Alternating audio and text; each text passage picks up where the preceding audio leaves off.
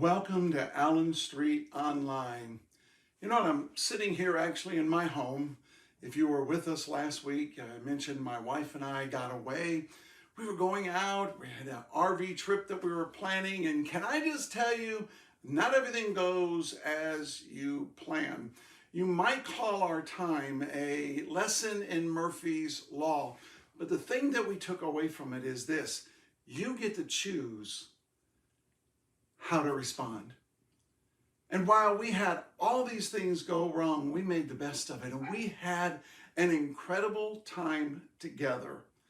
And I want you to know, God was there with us, just like even today, He'll be there with you, regardless of what you're going through. Right now, if you're watching on one of the social media platforms, let me encourage you to jump over to our website. The reason is this: we have all of our next steps, all of the tools that you would need to be able to request information or to secure a book or an outline or to submit a prayer request. You may also submit prayer requests by texting the word prayer to 660-885-2127. And you can do that anytime, 24/7. Right now, would you text the word connect to that same phone number? You're going to receive back a response, and if you'll click on it, you'll get a digital copy of our connection card. It's a way that we can know that you're here with us, and you can also submit prayer requests, follow along with next steps, even request information. And finally, you can also give by texting the word give to the phone number. Well, I'm glad you're here with us watching our service. We're going to encourage you. We're going to worship for a couple of moments. Feel free to sing along right where you are, or maybe you just want to sit back and relax and enjoy it. Pastor David is going to be preaching. He's actually going to be sharing about the prodigal father and what we can learn from a father who loves regardless. Somebody needs that today, to be reminded that our God loves us regardless of what we've been through. And maybe you're sitting there thinking you've gone too far, that God could never do something with you. I want you to know you're here for a good day, because you're going to find out God is waiting with His arms open wide, ready to receive you and kiss you and get you back into His family. Sit back and enjoy as we worship.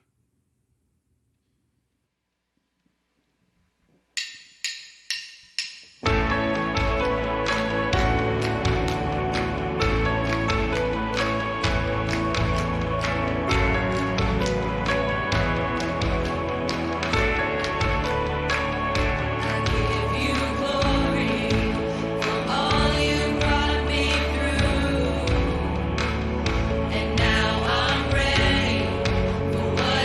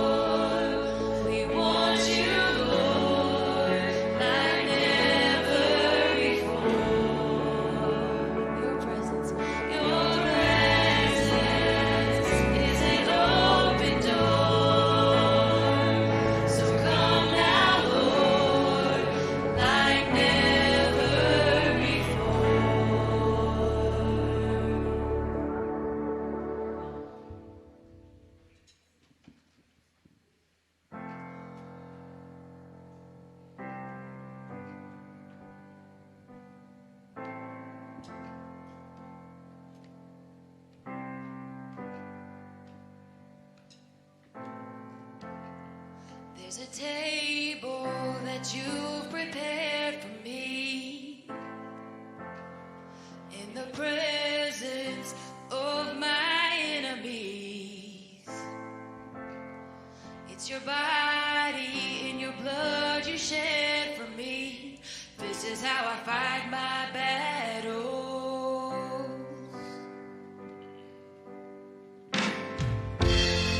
There's a table that you prepared for me in the presence of my enemies. It's your body and your blood you shed for me. This is how I fight my battles. And I believe you've overcome, and I will lift my song of praise for all you've done. This is how I fight my battles. This is how I fight my battles. This is how I fight my battles. This is how I fight my battles. This is how I fight my battles. This is how I fight my battles. This is how. In the valley, I know that you're with me, and surely your goodness and your mercy follow me. So my weapons of praise and thanksgiving. This is how I fight my battles. And I believe you've overcome, and I will lift my song of praise for all you've done. This is how I fight my battles. This is how I fight my battles. This is how I fight my battles. This is how I fight my battles. This is how I fight my battles. This is how I fight my battles. This is how.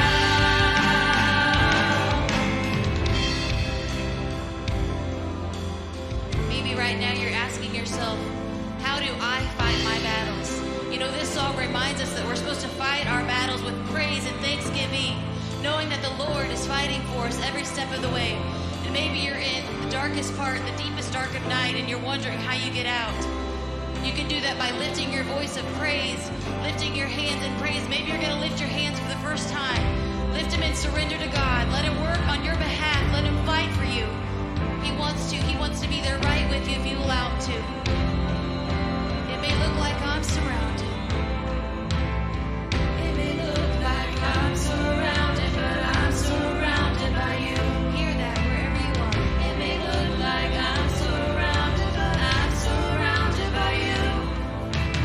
It may look like I'm surrounded, but I'm surrounded by you. It may look like I'm surrounded, but I'm surrounded by you. Oh, it may look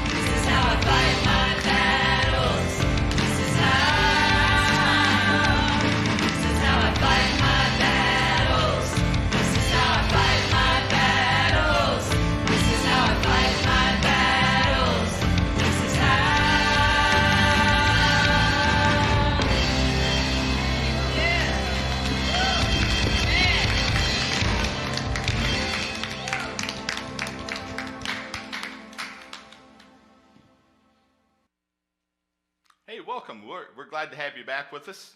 Last week, we talked about lost sheep. We talked about lost coins.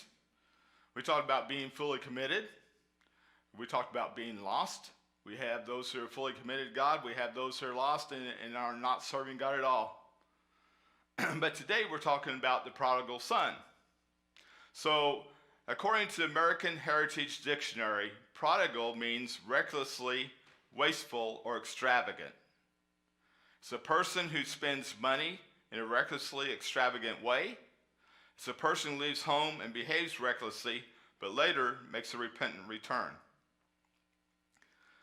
The story of the prodigal son is the story of a son who is recklessly wasteful. He convinced his father to give him his inheritance early. He squandered it on all fast living before coming home. So we're going back to Luke chapter 15, starting at verse 11, and it says, there was a man who had 2 sons. This story can tell you more about God than you can ever imagine. This story is one of the most important stories in the entire Bible because it's the story of what God is like.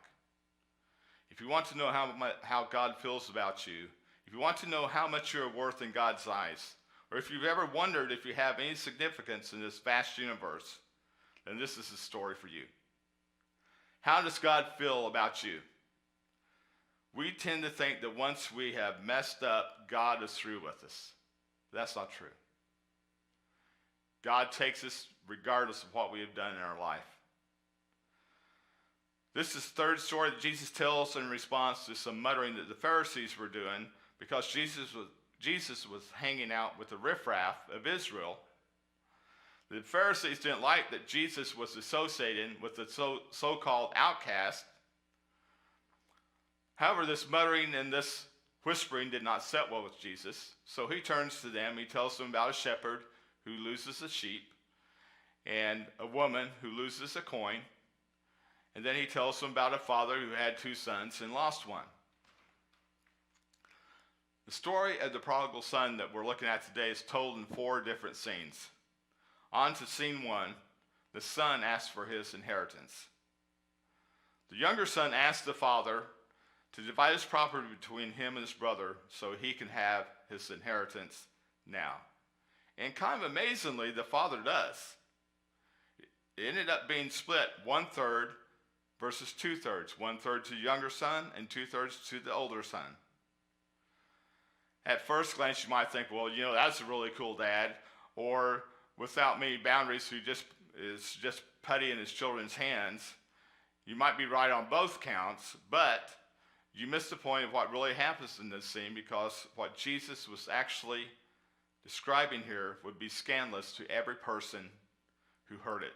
No one in the Middle East would ever make such a request of their father, because to ask for their inheritance early would be like expressing a death wish for the father. Author Ken Bailey, who lived in the Middle East for quite some time, wrote this: for over 15 years, I've been asking people of all walks of life about the implications of a son's request for his inheritance while the father is still living. The answer has almost always been the same. Has anyone ever made such a request in your village? Well, never. Could anyone ever make such a request? Impossible. Well, if anybody did, what would happen? Well, his father would beat him, of course. Well, why? Because this request means that he wishes his father was dead. The younger brother is saying to his father, I want my 1/3 now, and my brother can have his 2/3 right now. In Luke 15:12, it says, divide your inheritance so I can have my share of the estate. This is the request, and to everyone's amazement, the father does. A story I heard. A couple had been fighting over the purchase of a new car for weeks. He wanted a new truck. She wanted a fast sports car. Excuse me. The discussion was getting very heated, and when finally the wife stated, look, I want something that goes from 0 to 180 in 4 seconds or less, and that's all there is to it. My birthday's coming up, and you better surprise me, or it's going to get mighty lonely for us around here, if you know what I mean. When her big day came, the wife went out to the garage, but there was no new car. Angry, she went back in the house, looking for her husband, but he was not at home. Frustrated and upset, she went to the bathroom to get dressed, and there, sitting on the floor, wrapped in a big red ribbon, was her birthday present, something that would go from 0 to 180 in 4 seconds or less, a brand new bathroom scale.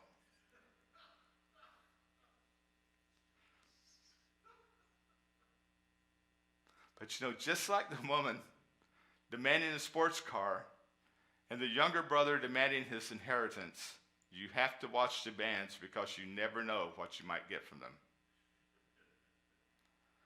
Luke 15:13 says, not long after that, the younger son got together all he had, set off for a distant country, and there squandered his wealth on wild living. Most people think he took off so quickly because he's just a party animal. Plain and simple, he couldn't be in the same town with this conservative old man because that just cramped his style. But that's not his motivation for leaving at all. Notice that he didn't leave immediately. It says, not long after that. In Luke 15:13, it says, not long after that, the younger brother got together all he had. Why did he have to wait a while? Because he had to liquidate his inheritance. He had to find a buyer for his portion of the family farm. He had to find a buyer for his portion of the family jewels. He had to find a buyer for his portion of the family stock. He had to find a buyer for all those things. And the only people that he could sell them to were people that were living in that village. So as Jesus was telling this story, his listeners were imagining this disrespectful young man going from door to door, trying to convince people who knew his father to buy a piece of the family property. All those folks knew that this boy had insulted his father, shamed him, and wished him dead. And now he was doing the unthinkable, selling off property and possessions that had been in the family for generations. At every turn, he's greeted with hostility and rejection. The family's estate is a significant part of a Middle Easterner's personal identity. By now, the villagers are openly hostile to him. There's been talk about shunning or publicly shaming him, taking some action to put this young, disrespectful snob in his place. The son feels more and more pressure to get out of town, so he leaves as soon as he has sold the last of his goods. On to scene 2. The son goes away to a faraway country. The son leaves town and heads for the faraway country, which is where this next part takes place. Luke 15 tells us he squandered his wealth in wild living. He wasted it. He wasted his inheritance. And the citizens of this faraway country know that. They're unimpressed with this foolish young man who is now out of money. And after all, what can he do for them now with no money? The polite way that a Middle Easterner gets rid of unwanted so-called hangers-on isn't to come right out and tell them to go home. It's to assign them a task they'll refuse to do. So they thought they would try that. So when the son asks for a job, one of the citizens offers to let him become his pig herder. First off, it's a job no self-respecting Jewish boy could accept. Second, pigs were unclean animals according to the law of Moses. And third, they had to be fed 7 times a week, which meant he couldn't keep the Sabbath. But to everyone's surprise, he accepts the job. But it's a terrible job, and it doesn't pay enough to even keep him from being hungry. So he's down in his hole of self-pity. He begins to think honestly about himself. He knows there is no life for him in this foreign land, yet he can't go home to his father because he's a failure. He has nothing to offer his father. Middle Eastern sons are supposed to provide for their fathers in their old age, not live off them. So he comes up with a plan. First off, he'll go home. Second, he'll admit he was a fool. And instead of asking to be reinstated as a son, third, he'll ask to be hired as a servant. This plan has merit, except for one thing. Even as his father accepts him on these terms, he'll have to face the meanness and the hostility of the villagers. This guy has not only not succeeded, but he's a miserable failure. So on to scene 3. The son goes back home. Younger son returns. This is where the father comes into the story in full force. The father knows these two things. First, he knows that the son is bound to fail. He knows that if the son ever does come home, it will probably not be as a successful businessman, but more likely as a beggar. And the second thing the father knows is that the village will not treat his son well. He knows that if the son ever does return, the first person who sees him will quickly pass the word that this outcast has come home, and a crowd will gather and likely begin to mock and spit and may just plain beat him. He knows that the son, in order to get home, will have to endure the meanness of the crowd with every step he takes to the village. The father knows this. What the father does to counteract all these things is absolutely short of amazing. The father does 5 things that would all be considered uncommon in Middle Eastern society. They're all designed to protect and restore his son that he loved so much. His son who turned away from him, rejected him, and wished him dead. And the first thing, number 1, that he does is he runs. The first thing the father does is he runs. When the word comes to him that his son has been seen on the outskirts of the village, the father runs to him. Can you see why this is so significant? Instead of letting his son run the ordeal, the father runs the ordeal for him. It's a crazy thing he does because a nobleman with flowing robes never runs anywhere.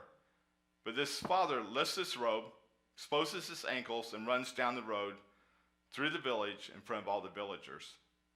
He humiliates himself instead of allowing his son to be humiliated. Luke 15:20 says, "But while he was still a long way off, his father saw him and was filled with compassion for him." The father's perspective is he was filled with compassion for his son. That's how God feels about his children. That's how God feels about us. He has compassion for us. And the father deliberately runs to the village. He knows he's creating a spectacle. He knows what he's doing will attract a crowd. He knows they will talk about his humiliation in the village for the rest of his life. The son's perspective say he knows his father lives in the middle of town and that the town hates him. How's he going to get to his father without trouble? He knows there's no way he can get to the father without enduring scorn, but he has to get to the father in order to become his servant. At his first sighting on the outskirts of the village, word starts spreading. As he comes to the edge of the village, he expects to see rocks and jeers and angry faces. Instead, what he sees coming toward him are the ankles of his father. To his utter amazement, rather than experiencing the ruthless hostility that he deserves for what he's done, he finds a visible demonstration of the love of his father. The father runs, showing us a demonstration of God's love for us. The second thing the father does is he kisses his son. Luke 15:20 says he ran to his son, threw his arms around him, and kissed him. Just picture it. I mean, they're embracing, they're eye to eye, they're shoulder to shoulder. The son had pictured himself coming home and humbling himself. First, he'd kiss his father's hand, then he'd kiss his father's feet. But the father won't let him. He pulls his arms around him and kisses him on both cheeks. The son can't bend.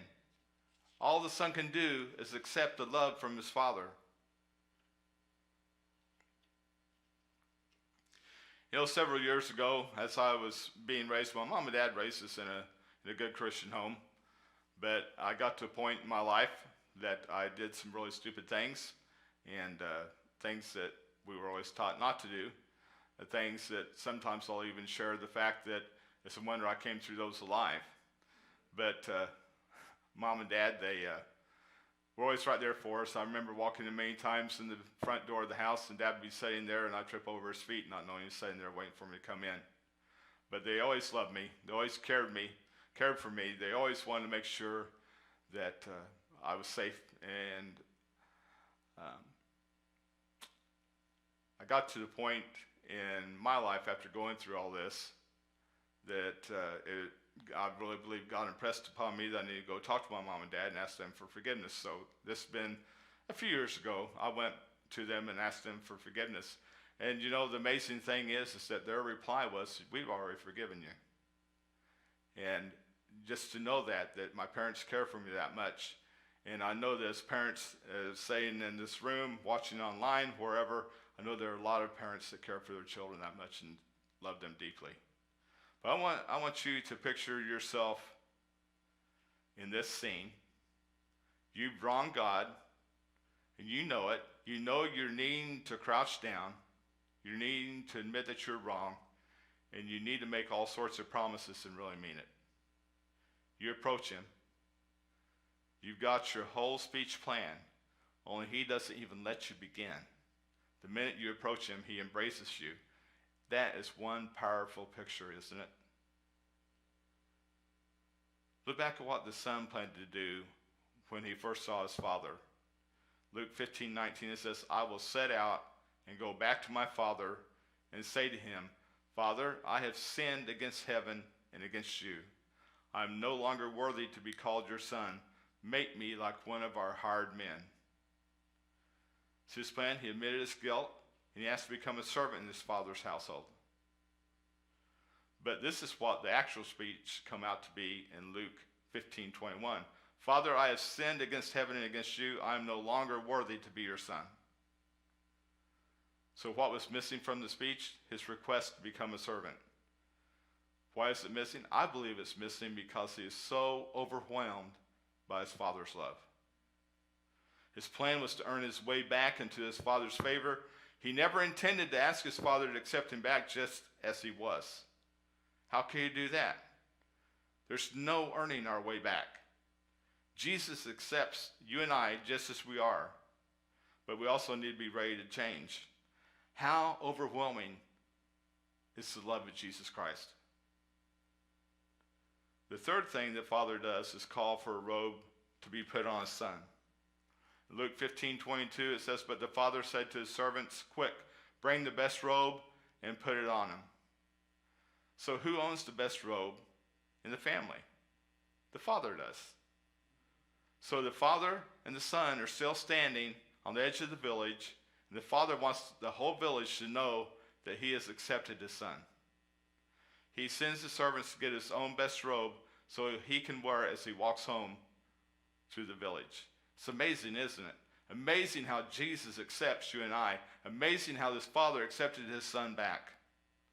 The fourth thing the father does is call for a ring and a sandal. It says in Luke 15:22, put a ring on his finger and sandals on his feet. You know, the ring's probably going to be a signet ring. It's the ring of the father would use to sign all documents, which means the son is a trusted, empowered member of the family. And the sandals are a sign that he is a free man, he's not a servant. Servants didn't get shoes, they walked barefooted. Finally, the father says, bring the fatted calf. Luke 15:23, bring the fatted calf and kill it.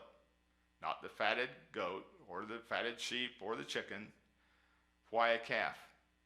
Because the calf had enough meat to feed the whole village. You see what the father is doing? He is wanting and inviting the whole village to share his joy. He doesn't want the son only to be reconciled to him, but he wants him to be reconciled to the whole village. He wants everyone to have a relationship with the son. Wow, I look at that, and that had to be one celebration time. This is a story that no one could have anticipated at all. It's a rags to unbelievable riches story, only the riches aren't about money. They're about measuring your worth in God's eyes. You are worth a lot in God's eyes. Do you see what Jesus is doing with this story? He's communicating to every person who ever wanted to take a step toward God just how significant that we are to him. how God feels about us. God doesn't just wait for us, he runs to us. He doesn't just let us bear the shame of living our life, he bears it for us. He kisses us. He puts his robe on us. He puts his ring on our finger. He puts his sandals on our feet. And he kills the fatted calf to celebrate us and invites everyone else to celebrate us with him. Now on to scene 4, and the older son is no longer connected to his father. The older son hasn't left home, but if you read the story carefully, you'll discover that he too has left his father. As the scene opens, where is the older son? He's out working in the field. There are 2 mentions of the older son in the opening of the story. Luke 15:11 says, there was a man who had 2 sons. The younger said to his father, Father, give me my share of this estate. So he divided his property between them. The older son owns everything that he and his father now live on. It belongs to him. But as the older son is coming in from the fields, he hears music playing, and he gets a report from one of the servants that his brother has returned and that a party's going on. What was the older brother's response to this? He was angry. He refuses to join the party.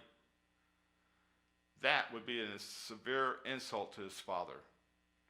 Humiliated him a second time in front of the whole village because the older son's role at a party was to welcome all the guests.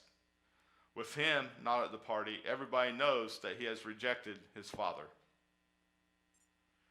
The older boy says to his father, look, all these years I've been slaving for you and never disobeyed your orders, yet you never gave me even a young goat so I could celebrate with my friends. So that scripture kind of tips us off that he has this distance between him and his father. First of all, he doesn't even think of himself as a son. He says he's been slaving for the father. Hasn't lived with him like a son, but like a servant. Second, he's mad because the father had never given him an animal to throw a party with his friends. The truly sad thing about the son, though, is that he felt deprived by the father because the father had never given him anything. No calf, no chicken, not even a goat. But what happened when the younger son left? The older son got his share of the inheritance too. And the father says, my son, you are always with me and everything I have is yours. The father is saying, I have already given it to you. All these years it has been yours. But the older son has distanced himself and he refuses to join his father at the party. What does the father do? The same thing he did for his younger son. He humiliates himself by leaving the party and going out to his older son. No, in the same way as the father in this story, God's love is constant and is patient and is welcoming. He will search for us and he'll give us opportunities to respond, but he will not force us to come to him. Like the father in this story, God waits patiently for us to come to our senses. So will you come home? Will you let him love you? Will you be in close relationship with him? Will you acknowledge how much he loves you and respond to that love? Let's pray. Father, if we understand this story right, it's a description of the unbelievable way that you love us and your open-armed desire to have us enter your home and live with you. I know that there's some of us that want to come home today.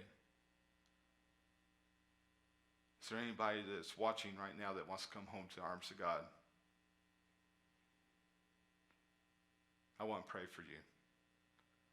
Lord, I lift up those that are watching this today. And God, I thank you for the fact that you love us like you do.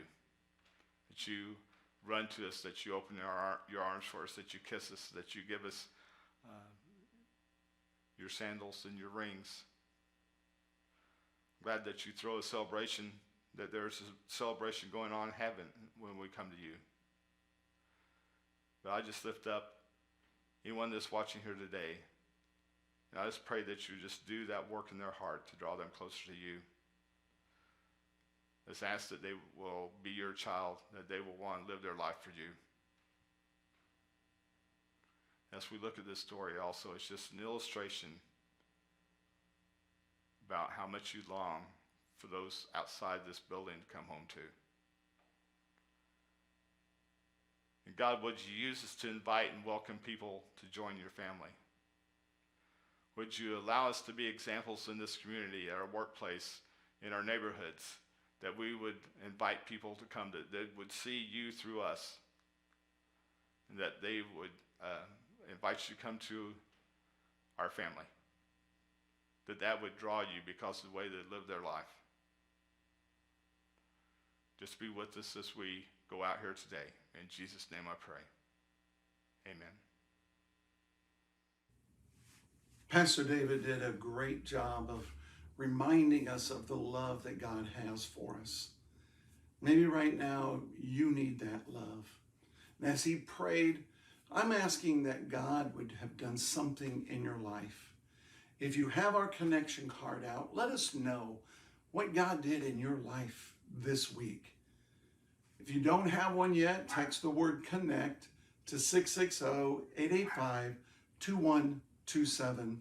Let us know that God did something in your life. Maybe you would like to request the book Unshakable, or even the next step for your journey. We'd love to be able to send it. You can also request those books by just simply texting the word book to the same phone number. If you would, let us know if you'd like to have the digital copy, which you can read on your Kindle, e-reader, or even computer, or if maybe you would rather prefer the hard copy, and we'd be happy to send it to you free of charge. Don't forget, you can return your tithe and give your offering by texting the word give. You can also submit prayer requests anytime during the week by texting the word prayer. I want you to know we're glad that you were with us this week. If there's anything that we can do for you, we'd love to be able to come alongside and help to meet needs. I'll be looking forward to seeing you next week here at Allen Street Online. God bless.